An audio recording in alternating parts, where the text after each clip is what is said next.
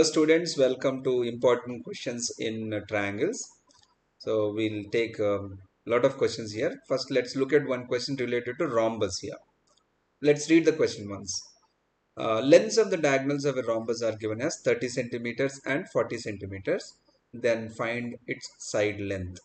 So let's say this is a rhombus. We have ABCD and we have the diagonals AC and BD. Let's say AC equal to 30 centimeters and so BD equal to 40 centimeters. Those two diagonals are given and we are supposed to find the length of the side of the rhombus. Side in the sense either AB or otherwise BC or CD or DA. These are the sides. We have to find the side length of the rhombus. So to solve it, let us use the concepts here. The first concept is in a rhombus all the sides are of equal size. So AB and BC and CD and DA, all these four sides will have equal length, equal size.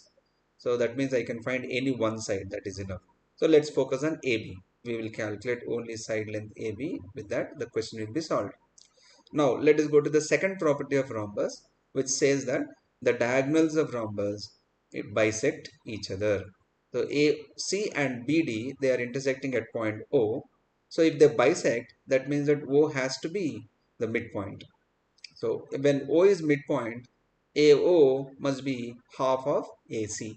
So if AC equal to 30 centimeters, AC equal to 30 centimeters, O being a midpoint, AO has to be half of it. That is 30 centimeters by 2 gives you 15 centimeters. Similarly, look at the other diagonal BD.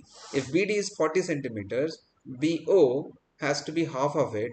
That is 40 by 2 gives you 20 centimeters. So now we have AO and BO and we need to calculate AB. So let us focus on this triangle. There is a triangle in that two sides are known to you, 15 and 20. The other side AB we have to calculate. Now let's go to the third property of a rhombus that gives you another method to solve it, another idea to solve it. In a rhombus, diagonals are perpendicular to each other. So that is very important here. So in a rhombus, this diagonal AC and BD, they intersect perpendicular to each other. That means this angle has to be 90 degrees. That vertex O has right angle. Opposite to right angle, what you have is a hypotenuse. So when you have hypotenuse, which is unknown, the other two sides are known to you, 15 and 20 centimeters. We can obviously use Pythagoras theorem. So hypotenuse square equals to sum of the squares of the other two sides, that is Pythagoras theorem. So AB squared equal to AO squared plus OB squared. So AO is 15, OB is 20 centimeters. We have already calculated. We can substitute them here. So 15 squared plus 20 squared, which is 225 plus 400. That gives you 625. So if AB squared equal to 625, then AB has to be square root of 625, which is 25 centimeters. So that's the answer. Thank you very much.